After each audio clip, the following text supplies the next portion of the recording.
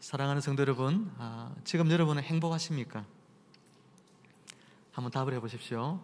행복하십니까? 저에게 항상 전화가 오면 행복하십니까? 이렇게 물어보는 한 목사님이 계십니다. 저에게 전화를 항상 걸 때마다 행복하십니까? 제가 뭐라고 답을 해야 되죠? 예, 행복합니다. 이렇게 늘 답을 해야 되는데 가끔 그렇지 않을 때도 있잖아요. 가끔 그렇지 않을 때도 있어요. 그때도 뭐라고 답을 해야 될까 고민을 하다가 예, 목사님 행복합니다. 그렇게 이야기를 항상 합니다. 지금도 그래요. 가끔씩 전화 오거든요. 여러분, 우리가 행복한 이유가 어디에 있을까? 오늘 말씀을 통해서 우리가 일상을 살아가는 매일의 삶 속에서 때로는 행복할 때도 있겠지만 또 때로는 행복하지 않은 순간도 분명히 있을 겁니다. 그런데 그럴 때에도 과연 여러분 행복하십니까? 라고 물으면 예, 행복합니다. 잠깐 생각을 할지 몰라도 그렇게 대답할 수 있는 이유를 가진 사람들이 바로 그리스도인들이 아닌가 생각합니다.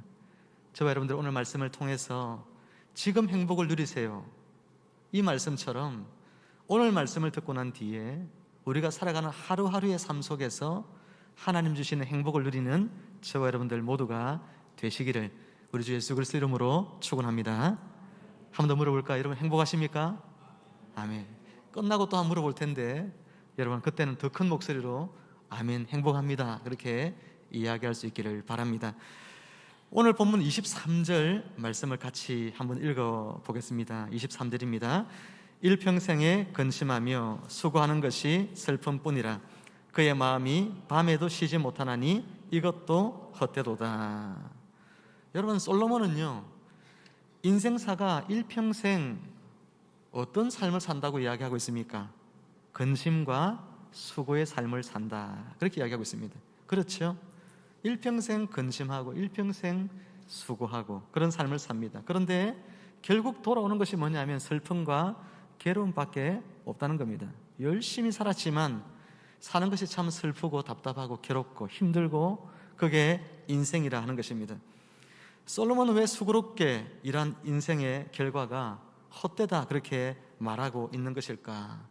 그 이유가 무엇일까요? 솔로몬 입장에서 여러분 생각한 해답은 18절에 있는 말씀인데 우리 성경 한번 보시면서 18절 같이 읽습니다. 시작. 내가 해 아래에서 내가 한 모든 수고를 미워하였노니 이는 내 뒤를 이을 이에게 남겨주게 됨이라. 또 21절도 같이 한번 읽어볼까요? 21절입니다.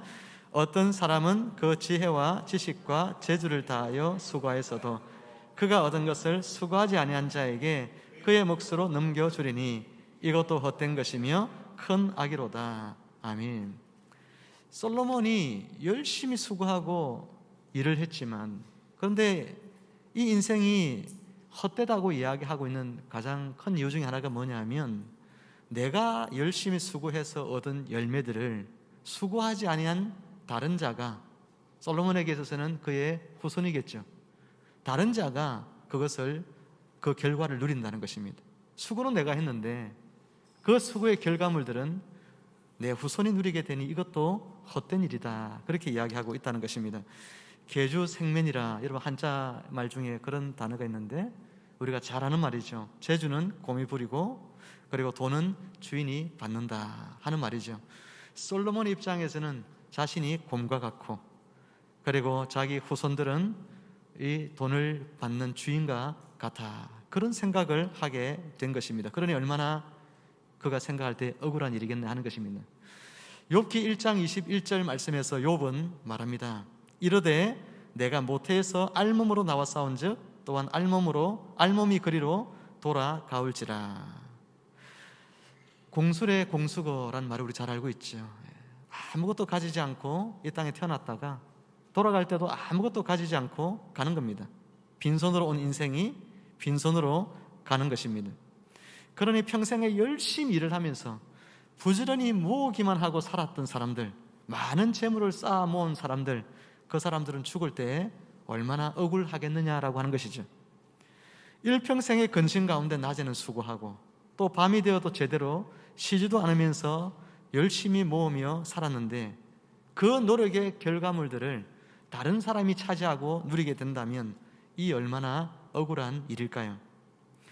솔로몬의 아버지가 다윗인데 다윗이 시편 39편 6절에서 유사한 이야기를 했습니다. 진실로 각 사람은 그림자같이 다니고 헛된 일로 소란하며 재물을 쌓으나 누가 거둘런지 알지 못하나이다. 여러분, 사람들이 그림자같이 다닌다 그랬는데 이 그림자란 말의 원 의미는 허상이란 뜻입니다. 허상, 환영 있죠? 환영, 신기루 이런 거예요. 사람들이 그림자같이 다닌다는 것은 여러 가지 의미가 있습니다만은 사람들이 그림자 같은 허상 같은 환영 같은 이런 것들을 쫓아가는 사람이기 때문에 그림자같이 다닌다, 그런 이야기인 것이죠. 열심히 여러분 살면서 재물을 많이 쌓아뒀어요. 그런데 그 재물을 쌓아뒀는데 그 사람은 그냥 죽어버리고 쌓아둔 재물은 다른 사람이 누리는 것을 솔로몬만이 아니라 다윗도 보았던 것이죠. 그러니 이 인생이 얼마나 헛된 것이냐라고 우리에게 말하고 있는 것입니다. 다윗은 시편 이어지는 9절에서 7절에서 이렇게 이야기합니다. 주여, 이제 내가 무엇을 바라리요? 나의 소망은 주께 있나이다. 다윗이 깨달은 행복의 조건, 그것은 뭘까요? 재물이 아니라 하나님이었어요. 다윗이 깨달은 행복의 조건입니다. 자신의 모든 행복의 이유, 살아가야 될 그런 소망, 그것이 다윗은 하나님에게 있었지 돈에 있지 않았습니다. 많은 사람들이 돈을 쫓아가지 않습니까? 그 재물이 나에게 행복을 줄 것이라고 생각하기 때문에 밤낮 없이 일을 하며 괴로운 시간들을 보내면서도 사람들은 재물을 집착합니다. 근데 다윗은 재물이 많은 사람이잖아요. 솔로몬도 많은 사람이잖아요. 근데 그들이 한결같이 내린 결론은 뭐냐면 행복이라는 것은 결국 재물이 많이 있다고 해서 오는 것이 절대 아니라는 사실인 것이죠. 그것은 오히려 헛된 일이라는 것입니다. 바람을 잡는 일이다, 그렇게 말하고 있습니다. 다윗은 하나님에게 그래서 소망을 둬라, 너의 인생의 행복의 이유가 하나님 그분에게 있다, 그렇게 가르쳤던 것이죠. 사랑하는 성도 여러분, 여러분 가운데 혹시 수고로 일하면서 많은 재물을 쌓아놓으면 행복해지겠지, 그렇게 생각하고 계시는 분이 이 가운데 계신가요? 행복은 그런 곳에서 오는 것이 아님을 오늘 말씀을 통해서 깨닫는 저와 여러분들이 되기를 주님의 이름으로 축복합니다. 오늘 솔로몬이 우리에게 일상에서 우리가 어떻게 행복을 누릴 수 있는가, 세 가지 이야기를 우리에게 해주고 있습니다.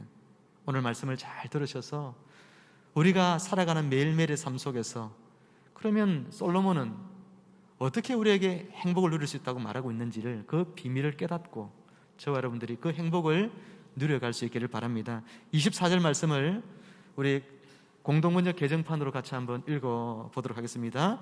수고한 보람으로 먹고 마시며 즐기는 일만큼 사람에게 좋은 일은 없다. 내가 보기에 이것은 하나님께서 손수 내리시는 것이다. 그렇지 않다면 우리가 무엇을 먹고 무엇을 즐길 수 있겠는가. 아멘. 여러분 각자가 한번 읽어보세요. 한번 읽어보십시오. 곰곰이 오늘 이 말씀으로 세 가지 행복의 비밀을 다시 묵상하고자 하는데 한번 곰곰이 읽어보세요. 오늘 본문에서 첫 번째로 솔로몬이 행복은 어디서 오느냐, 수고와 보람을 통해서 온다, 그렇게 말하고 있습니다. 여러분, 수고는 하지만 보람이 없는 인생들이 참 많이 있습니다. 저도 예전에 회사 생활을 할 때에 그런 것들을 경험을 많이 했습니다.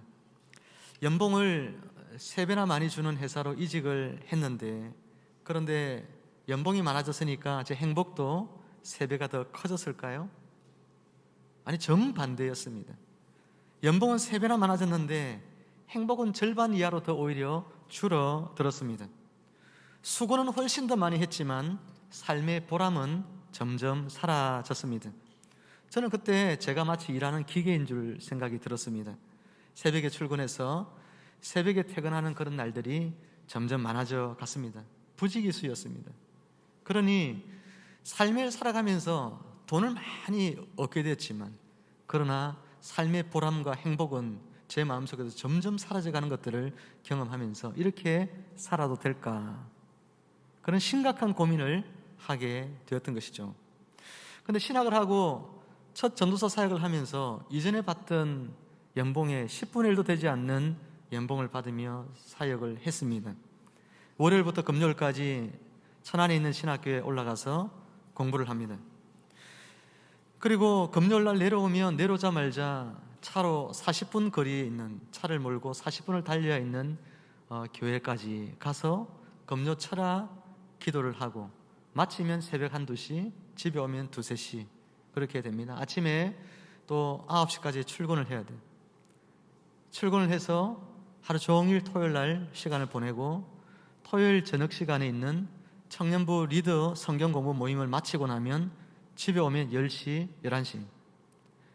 그리고 주일날 아침이 되면 8시까지 출근을 해야 되기 때문에 아침 6시부터 아이들을 챙겨서 깨우고 그리고 교회에 8시까지 갑니다. 그리고 9시부터 시작되는 주일학교 유치부 설교와 예배를 인도하고 11시 예배를 드리고 오후 1시에 청년부 모임을 갖고 그 모임이 끝나면 오후에 한 5시 저녁 예배 드리고 집에 오면 또 밤이 됩니다. 그런 삶들을 계속 하죠. 예전보다도 더 오히려 더 바쁘고 수고하는 일들이 많아졌습니다. 그런데 제 마음속에 보람이 더 커졌을까요? 더 작아졌을까요? 훨씬 더 제 마음에는 보람이 커지고 제 마음에는 직장생활 하면서 누릴 수 없었던 그런 기쁨과 행복들이 제 마음 가득히 있었다라고 하는 이야기입니다. 사랑하는 성도 여러분, 우리가 공부를 하든 또 직장에서 일을 하든 무엇을 하든지 많은 수고를 하고 살아갑니다. 그런데 그 수고 속에서 인생의 진정한 보람과 행복을 느끼면서 살아가는 사람들은 사실 그렇게 많지 않다는 사실을 깨달아야 됩니다. 칼빈은 직업 소명설이라는 이야기를 했죠. 하나님께서 특별한 목적이 있어서 우리를 부르시고 그리고 특별한 사명을 우리에게 맡겨서 지금 일하고 있는 그 일터로 우리를 보내셨다는 거죠. 사실은 직업 소명설은 성직자들 그들만 어떤 하나님께서 특별히 부르셨다라고 하는 그런 어떤 생각에 대해서 아니다. 일반 평범하게 살아가는 성도들 여러분들도 다 성직을 하고 있는 거다. 거룩한 직분을 맡은 거다. 그걸 가르치기 위한 것이긴 하지만 그러나 이 직업 소명설 속에 담겨 있는 중요한 것이 있어요. 우리가 오늘 의미 없이 또 먹고 살기 위해서 또 돈을 벌기 위해서 가고 있는 그 직장, 일터가 많은 사람들이 그런 생각으로 가서 수고하고 애를 쓰지만 그건 행복이 없고 보람이 없습니다. 그런데 하나님이 나를 부르셨고 나에게 하나님께서 오늘 일터로 보내실 때 특별한 사명을 나에게 부여해서 나로 하여금 그 직장을 섬기도록 그곳에 있는 사람들을 섬기도록 하셨다는 그런 생각을 우리가 갖게 되어질 때 여러분 일터로 가는 것이 단지 돈 벌기 위해 가는 것이 아니라 하나님의 사명을 감당하는 자리고 하나님의 뜻을 이루기 위하여 내가 귀하게 쓰임받는 바로 그런 자리가 여러분 일터가 되어지는 것이죠.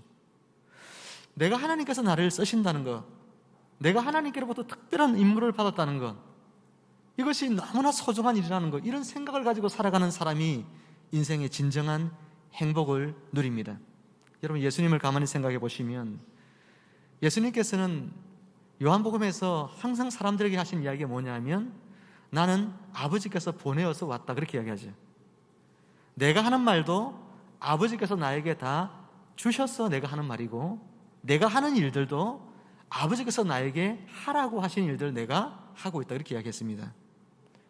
한마디로 철저하게 소명과 사명에 의한 삶을 살아가고 있죠. 하나님이 나를 부르셨고 하나님은 나에게 특별한 사명을 맡기셨다는 것, 그 일을 이루기 위해서는 어떤 고난도 감내할 수 있는 마음이 있었던 분이 바로 예수님이죠. 그러니 그분의 공생의 3년 반의 삶은 너무나 행복한 시간들이었습니다. 바울도 마찬가지죠. 하나님께로부터 이런 부르심을 받고 사명을 감당하는 그의 삶은 너무나 행복한 인생들이었던 것이죠. 오늘 저와 여러분들이 내일부터 또다시 일터로 가고 세상 속으로 나갈 때 하나님이 나를 부르셨다. 그리고 하나님 나에게 특별한 일을 맡기셨다. 이 사명의식을 가지고 여러분의 일터로 나가시기를 바랍니다. 그래서 그곳에서 하나님의 뜻을 이루며 살아가는 것, 복음을 가지고 사람들을 사랑하고 복음을 가지고 사람들을 섬기는 이 의식을 가지고 살아갈 때에 우리는 진정으로 일터에서 보람을 느끼는 인생이 되고 행복을 느끼는 인생이 되어진다는 것을 꼭 기억하셔야 됩니다. 내가 먹고 살기 위해서 직장에 간다. 얼마나 불행한 인생입니까? 단지 돈 벌기 위해서 내가 일터로 간다. 얼마나 불행한 인생입니까? 하나님의 사명을 가지고 나는 간다. 예수님처럼, 바울처럼 그분의 뜻을 이루기 위해서 내가 간다. 복음으로 사람들을 사랑하기 위해서 간다. 나의 직장 동료를 복음으로 섬기기 위해서 내가 간다. 이런 마음으로 여러분이 가실 때 여러분을 통해서 사람들도 많은 행복을 누리겠지만 무엇보다 여러분 자신이 하나님 주시는 이 행복을 누리며 살 수 있다는 것, 이 사실을 기억하시기를 주님의 이름으로 축원합니다. 우리 옆에 분에게 한번 축복해 갑시다. 수고와 보람을 통해 행복을 누리세요.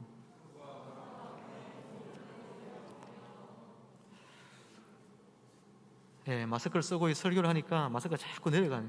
점점 내려가고 아주 힘이 듭니다. 둘째로 행복은 어디서 올까? 오늘 우리에게 주어진 평범한 일상의 삶을 살아갈 때에 여러분 행복은 주어집니다. 오늘 주어진 평범한 일상들을 그냥 감사하는 거예요. 24절 말씀을 다시 한번 보시면 먹고 마시며 즐기는 일만큼 사람에게 좋은 일은 없다. 그렇게 이야기했습니다. 먹고 마시며 즐기는 것, 일상을 살아가는 기쁨을 누리는 것입니다. 원재훈 작가가 쓴 책 중에 네가 헛되이 보낸 오늘은 어제 죽은 이가 그토록 그리던 내일이다 하는 제목의 책이 있죠. 어떤 이들은 지긋지긋하게 하루를 살아갑니다. 오늘도 사는 것이 너무나 버겁고 힘겹기에 그런 것이죠. 하지만 어떤 이에게는 이 하루가 그토록 바라던 그런 마지 않던 소중한 하루라는 것을 여러분 기억해야 합니다. 어느 말기암 환자가 있었는데 이 말기암 환자가 의사가 하는 이야기가 이제 이 겨울을 넘기지 못한다고 이야기를 했습니다. 그녀에게 큰 소망 하나가 있었는데 그게 뭐냐면 이제 유치원에 입학하게 될 아이가 내년 봄이 되면 개나리 꽃이 피어날 때에 유치원에 입학하는 모습이라도 보는 것이 그녀에게는 아주 간절한 소망이었습니다.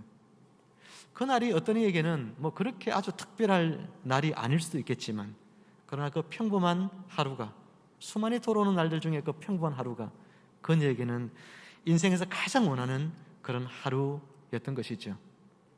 전도서 9장 7절에서 솔로몬은 말합니다. 너는 가서 기쁨으로 네 음식물을 먹고 즐거운 마음으로 네 포도주를 마실지어다. 오늘도 아침에 식사하고 오셨죠? 우리 매일마다 밥을 3끼씩 먹습니다. 우리는 포도주를 마시지는 않지만 유대인들에게 있어서 포도주는 그냥 일상적인 음료일 뿐이죠. 밥을 먹고 그리고 포도주를 마시는 평범한 일상들이 그들의 삶에 매일마다 반복되어집니다. 하지만 병상에 누워 계신 분들 한번 생각해 보세요. 그들 중에 어떤 분들은 밥 한 톨을 입에 넣어 삼켜보는 것이 소원인 분들이 있습니다. 더 이상 입으로 밥을 삼킬 수 없는 분들이 있어요. 이 기능이 마비되어 버리는 분들이 있습니다. 오랜 병상 생활을 하다 보면 음식을 삼키는 이 기관이 굳어버려 가지고 더 이상 음식을 삼키지 못하는 분들이 계시거든요. 우리가 누리는 그냥 평범한 그냥 일상, 밥 먹는 것, 누구나 할 수 있는 일인데 이 밥 한 톨 넘기는 것이 소원인 분들이 있다는 것 생각하면 오늘 아침에 식사하고 오셨는데 여러분 하나님 감사합니다. 눈물 나게 감사합니다. 밥 먹을 수 있었어. 여러분 그런 분 계세요? 저도 못했던 것 같아요. 오늘부터 우리 교회에서 점심 제공하지도 않지만 집에 가서 식사하실 때 밥 한 톨 한 톨 먹으면 감사합시다. 한 톨 먹으면 감사합니다. 한 톨 감사합니다. 그런 마음으로 오늘도 살아가야 되리라 생각해요. 미국의 한 신문사가 현대 사회를 통렬하게 비판을 하면서 현대인 중에서는 행복한 사람이 없을 거야 그렇게 기사를 냈습니다. 그리고 정말 행복한 사람이 있다면 연락을 해달라 그렇게 이야기를 했는데 수많은 전화가 빗발쳐 왔다고 합니다. 그 사람들이 한 이야기, 행복의 이유가 뭐냐? 오늘 하루를 잘 끝낸 것이 그냥 행복하고, 어떤 사람은 오늘 길을 가는데 예쁜 꽃을 보았다. 참 나는 행복하다. 오늘 아침에 새소리가 들려와서 참 행복하다. 우리 교회가 참 좋은 건, 사택이 여기서 좋은 건 아침마다 새소리를 들을 수 있다는 거예요. 저도 새소리를 들으면서 굉장히 행복하거든요. 많은 새들이 옵니다. 여러분, 시원한 바람을 어떤 사람은 느끼면서 행복하고, 예배당에 들어올 때 이렇게 밖에 추웠는데 따뜻한 온기가, 난로가 켜져 있지 않습니까? 제가 주일 아침에 항상 켜거든요. 여러분 들어올 때 따뜻한 기운을 먼저 느끼라고. 그 따뜻한 기운을 만날 때 그는 행복감이 옵니다. 밖에 손실인데. 사람들이 전화를 했는데 무려 5만여 가지의 행복한 이유들을 이야기를 했다고 합니다. 대부분이 특별한 일들이 아니고 그냥 오늘 만나는 평범한 일상들에서 우리가 만날 수 있는 일들이지요. 소박한 이야기들, 그 삶들 속에서 오늘 감사를 느끼고 행복을 느끼는 이야기들을 하고 있더라는 것입니다. 사랑하는 여러분, 행복이란 것은 어떤 특별한 일이 있어야 행복한 것이 아닙니다. 행복은 단순한 우리의 삶 속에 얼마든지 있다는 것을 기억해야 됩니다. 오늘 우리가 감사로 생각하면 모든 것이 다 감사하고, 기쁘게 받아들일 것 같으면 모든 것이 다 기쁜 일이라는 것을 기억해야 하는 것이죠. 어떤 분은 나에게 이것이 없어서 행복하지 않다고 말하지만, 그러나 그것이 없는 대신에 또 다른 것이 있는 거예요. 그리고 어떤 분에게는 내가 있는 이것마저도 없는 분들이 있는 것입니다. 그런데도 어떤 사람들은 감사하지 못하고 살아가요. 내게 주어진 축복들이 있는데 그 축복을 내가 기뻐하고 감사하며 살아도 되는데 그것도 없는 사람도 있는데도 불구하고 나는 그게 있는데도 불평하는 그런 사람들이 얼마나 많이 있습니까? 사랑하는 성도 여러분, 오늘 하루, 이 귀한 하루를 하나님 우리에게 주셨습니다. 여러분에게 감사하며 행복하며 누리도록 하는 모든 일상들을 여러분에게 주셨습니다. 내가 건강한 몸으로 움직일 수 있는 것도 행복한 일이죠.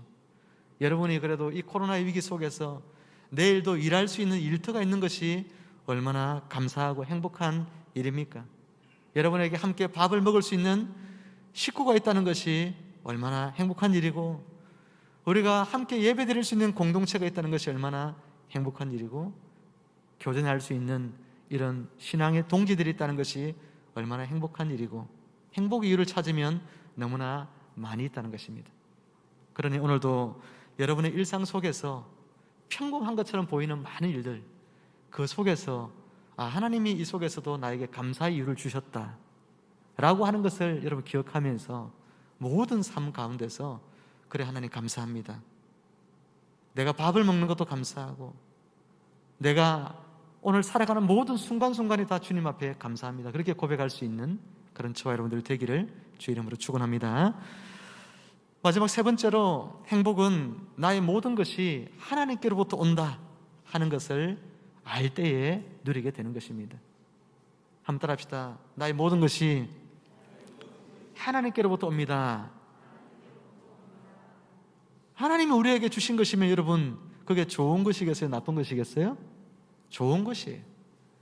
하나님이 당신의 자녀에게 좋은 것 주시려고 하시지 나쁜 것 주지 않습니다. 그러니 나에게 모든 허락된 삶들이 다 하나님이 허락하신 것이기 때문에 주어지는 것이고, 심지어 고난마저도, 욥이 겪고 있었던 그 엄청난 고난마저도 하나님이 허락하신 것이잖아요. 그러니 그것 또한 감사한 것이라는 거예요. 미국 갤럽 연구소가 18개국을 대상으로 해가지고 행복도를 조사를 한 적이 있었는데, 조사 결과에, 그 당시에 조사 결과에 아이슬란드가 1위를 차지했다고 합니다. 여러분, 추운 북대서양에 고립되어 있는, 그래서 사나운 바다와 늘 싸우며 살아야 되고, 겨울에는 밤이 20시간 이상씩 계속이 되어지고, 그리고 물고기를 잡으면서 먹고 살아야 하는 인구 30만 명밖에 되지 않았던 나라, 바로 아이슬란드. 그 나라의 사람들이 행복하다는 거예요. 가장. 왜 그런 결과가 나왔을까? 아이슬란드 대학교의 사회학자 소로딘 교수가 이야기하기를 이런 이야기를 합니다. 행복의 비결은 생활의 안락함이 아니라 오히려 불편함이 있다고 믿고 있습니다. 불편함 속에서도 아이슬란드인들은 자신들이 가진 환경을 즐길 줄 아는 것입니다. 그렇게 이야기를 했대요. 우리는 좀 불편하면 불행하다고 생각합니다. 삶의 여러 가지 여건들이 좋지 못하면 나는 불행하다고 생각을 하는 그런 습관이 있죠. 그런데 나에게 환경이 좋지 않고 삶의 여러 가지 여건들이 나쁘게 흘러간다 할지라도 우리는 결국 불행한 것이 아니고 그 속에서도 얼마든지 행복을 누릴 수가 있다는 것입니다. 이처럼 행복은 환경에 기초를 두고 있는 것이 아니기 때문에, 행복은 어디에 있습니까? 하나님 그분에게 있기 때문에, 나의 시선이, 나의 마음이 하나님께로 향하고 있다면, 모든 것이 하나님께로부터 오고 있다는 믿음이 있으면 내가 지금 겪고 있는 이런 불행하다고 생각하는 환경조차도 나에게는 감사할 이유가 되고 행복의 조건이 되는 것입니다. 하나님께로부터 어떤 사람은 좀 많이 받은 사람도 있고 어떤 사람은 적게 받은 사람도 있을 수 있습니다. 어떤 사람들은 많이 받았으니까 더 감사하고 더 행복할까요? 적게 받았으니까 덜 감사하고 덜 행복하나요? 그렇지 않습니다. 예수님의 제자들은 보면 그 중에서는 부자로 살았던 사람들이 꽤 있어요. 그런데 예수님을 따르면서 그들은 그 모든 것을 다 내던지고 주님 따라가잖아요. 예수님 뭐라고 했어요? 나는 머리 둘 곳도 없다 그랬어요. 여우도 굴이 있는데 나는 잠잘 곳도 없고 나는 머리 둘 곳도 없다 그랬어요. 그런데 예수님의 제자들은 그 이야기를 듣고도 예수님 따라간 사람들이잖아요. 안락한 삶을 포기하고 풍족한 그런 양식을 포기하고 고생하며 살아가야 될 그런 길이지만, 그러면 그들은 더 행복했을까요? 더 불행했을까요? 이전보다 환경이 나빠졌으니까 더 불행했을까요? 아니죠. 그들은 행복하게 살았습니다. 그러면 그들이 예수님처럼 순교하게 되는 그런 자리까지 내몰릴 때 그들은 그러면 나는 불행하다 생각했을까요? 아니면 기쁘게 순교의 현장에서 순교를 했을까요? 기쁘게 순교 현장에서 순교를 했죠. 살려준다는 그런 이야기들을 수없이 들었지만, 그러나 나는 죽음의 길을 가겠다고 선택한 사람들이 주님의 제자들입니다. 왜요? 그렇게 죽어도 나는 행복하다고 생각하기 때문에 죽는 거죠. 내가 주님 따르며 살았던 이 삶들이 불행했다고 생각했다면 그 순간에 돌이켰겠죠. 나 주님 이제부터 따르지 않겠다. 바울의 제자, 바울의 협력자였던 데마는 세상을 사랑하여 여러분 떠나버리고 맙니다.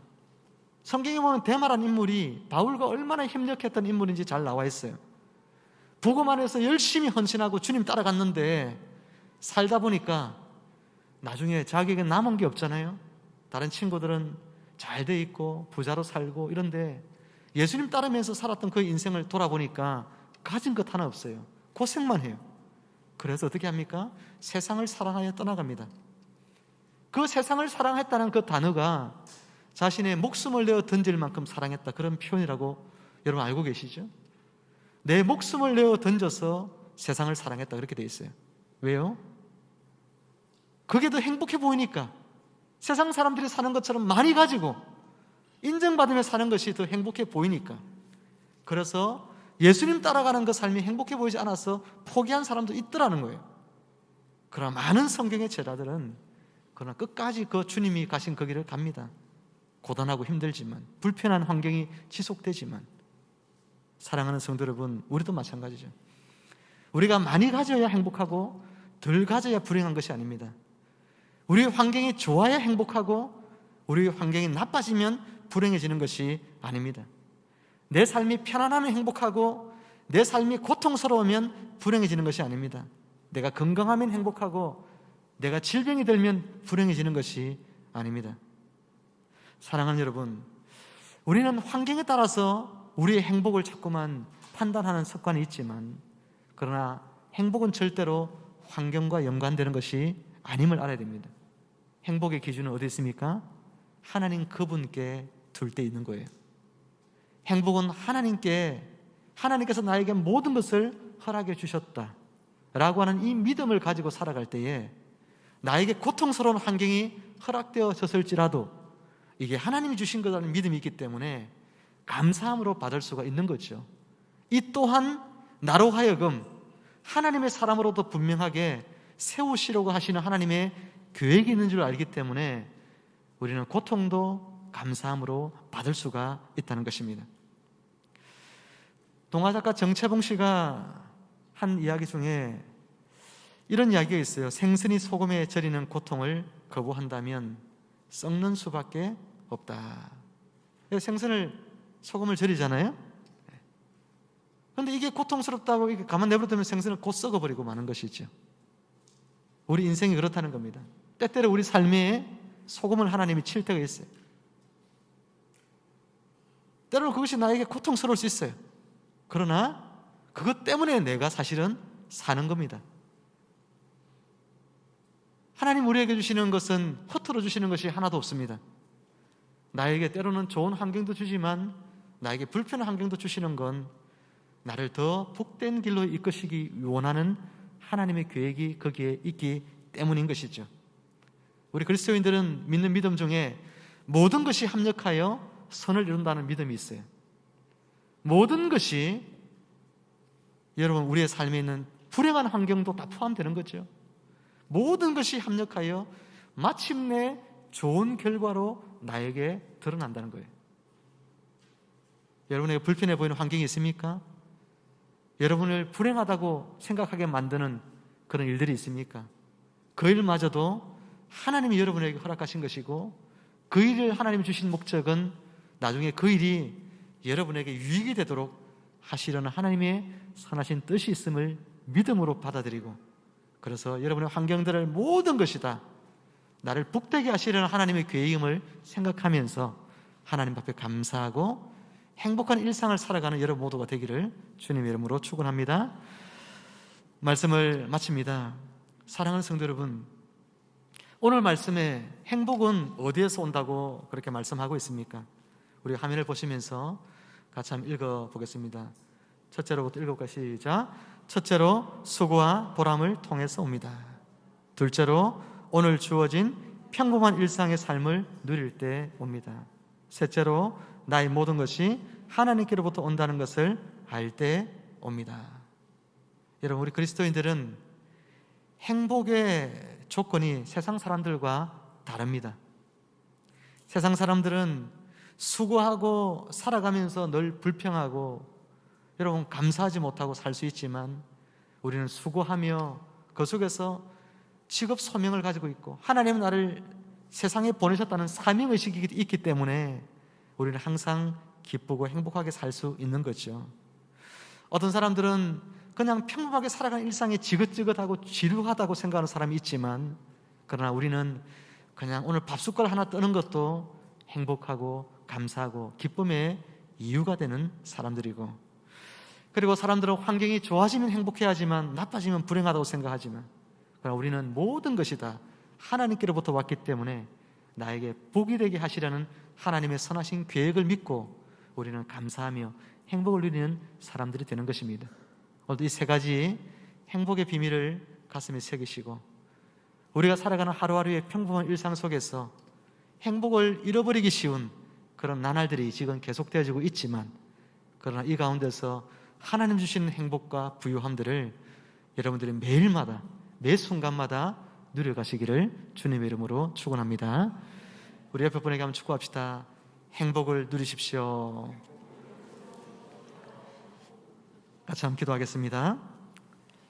하나님 아버지, 행복은 수고와 보람을 통해서 오며 오늘 주어진 평범한 우리의 일상의 삶을 감사하며 받을 때 오며 또 나의 모든 것이 때로는 내가 불행하다고 생각되는 일들조차도 그것이 하나님께로부터 온다는 사실을 우리가 믿음으로 고백할 때에 오는 것임을 우리에게 깨닫게 해주시니 감사합니다. 하나님 아버지, 매일매일 반복되어지는 일상 속에서 특별히 코로나로 인해서 우리의 마음의 평정심이 깨어지기 쉬운 때를 저희들이 살아가고 있지만, 그러나 이 속에서도 하나님 매 순간마다 하나님 안에서 감사하고 행복을 잃지 않는 주님의 백성들 되게 하여 주옵소서. 우리 안에 주신 이 행복감을 가지고 고통 속에 있는 세상의 많은 이들에게 행복을 나누어 줄 수 있는 행복의 전달자로 살아갈 수 있도록 주님 또한 복 내려 주옵소서. 감사하며 예수님의 이름으로 기도하옵나이다. 아멘.